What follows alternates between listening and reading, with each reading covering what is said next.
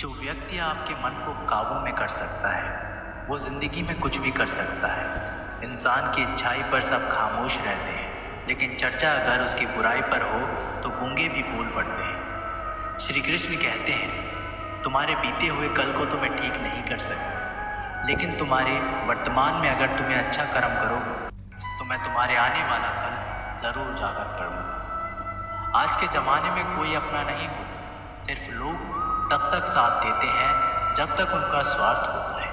अगर कोई अकेला है तो इसका मतलब ये नहीं कि उसे कोई पसंद नहीं करता, बल्कि वो अकेला इसलिए है उसने दुनिया की औकात देखी है। लोगों को परखने की आदत डालो। जैसे हर चमकती चीज़ सोना नहीं होती, वैसे ही हर अच्छा दिखने वाला इंसान सच्चा नहीं होता। अकेले रहने का मज़ा ही अलग है, ना किसी की ज़रूरत और ना किसी से उम्मीद। सफाई वहाँ देना चाहिए जहाँ उसे सुनना और समझने वाला एक खुला दिमाग हो। मेहनत एक ऐसी चाबी है जो बंद भाग्य के दरवाजे को भी खोल देती है। डाली से गिरते हुए पत्तों ने क्या खूब कहा है कि अगर बोझ बन जाओगे तो अपने ही तुम्हें गिरा देंगे। क्रोध को प्यार से, बुराई को अच्छाई से, स्वार्थी को उदारता से और झूठे व्यक्ति को सच्चाई से जीता जा सकता है।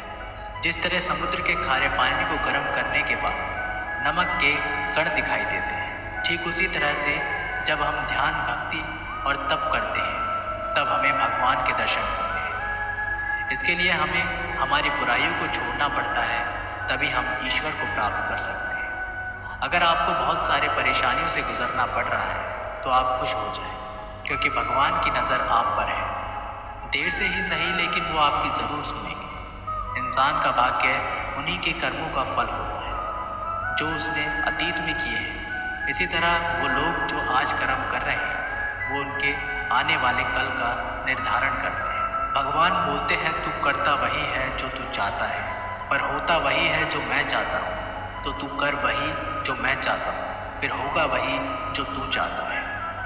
अतीत को बदला जा सकता है, वर्तमान से बचा नहीं जा सकता, लेकिन केवल भविष्य को संवारने का कार्य ही वर्तमान में किया जा सकता है।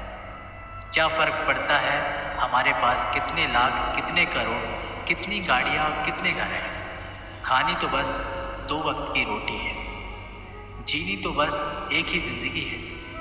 फ़र्क सिर्फ इस बात से पड़ता है कि हमने कितने पल खुशी से बिताए, कितनों की खुशी की वजह हम बन पाए। सुख दुख एक सिक्के के 2 पहलू हैं।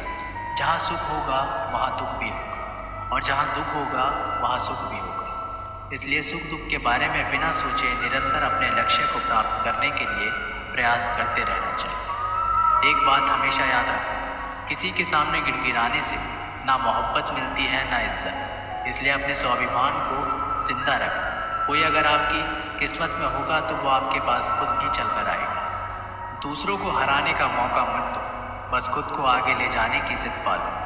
कभी हार ना मानने की आदत ही एक दिन जीतने की आदत बन जाती है। एक बार एक व्यक्ति नदी के पुल से ही कहीं जा रहा था, तभी अचानक उसके पीछे कई बंदर पड़ जाते हैं और उस आदमी को परेशान करने लगते हैं। वह आदमी अपने आप को बचाने के लिए उन बंदरों से दूर भागने की कोशिश करता है। तभी सामने से एक आदमी आकर उस आदमी को कहता है कि तुम इन बंदरों से मत डरो, तुम जितना इन बंदरों से डरोगे वह तुम्हें उतना ही डराएंगे। तुम इनका डटकर सामना करो।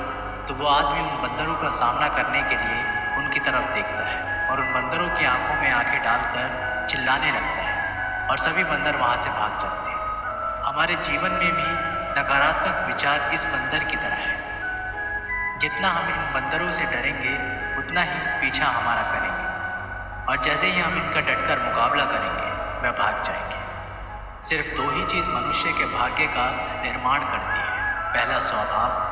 अगर आपके स्वभाव में अच्छाई, विनम्रता और गुण है तो आपका भाग्य चमकेगा। अगर आपका स्वभाव क्रोधी है, आलसी है, तो आपका भाग्य बिगड़ना अनिवार्य है। इसलिए आपके स्वभाव को मधुर और आकर्षित बनाइए। दूसरा, आपकी वाणी बोलना तो आदमी 2.5 साल की उम्र में ही सीख जाता है, परंतु कब, कहाँ, कैसे और क्या बोलना है उसे ये ज़िंदगी भर भी समझ में नहीं आता है। जिसे ये बोलना आ गया कि कब, कहाँ और कितना बोलना चाहिए, समझ लो उसे सफल होने के लिए कोई नहीं रोक सकता। पिता से बड़ा कोई सलाहकार नहीं, माँ की छाँव से बड़ी कोई दुनिया नहीं, भाई से अच्छा कोई भागीदार नहीं और बहन से बड़ा कोई शुभचिंतक नहीं। इस मतलबी दुनिया से कोई मतलब ना रखो, और मतलब रखना है तो अपने मतलब से मतलब रखो। अगर तुम्हारे घर आग लग जाए तो लोग सहानुभूति प्रकट करने आते हैं, वो कहते हैं बहुत बुरा हो। और अगर तुम्हारा घर बड़ा हो जाए, एक और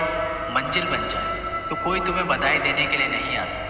ज़रा सोचिए कि जब आपके साथ कुछ अच्छा होता है तो कोई कहने नहीं आता कि अच्छा हुआ जानकर खुशी हो, मगर आपके साथ अगर कुछ बुरा होता है तो ज़रूर कुछ लोग आकर ज़रूर कहेंगे अरे सुनकर बुरा लगा। अगर जब वो कहते हैं कि अरे बहुत बुरा हुआ, तब तुम जानोगे कि वह तो सिर्फ मज़े ले रहे थे। दुआएं मांगने से किसका भला होता है? मिलता तो वही है जो हमने बोया हो।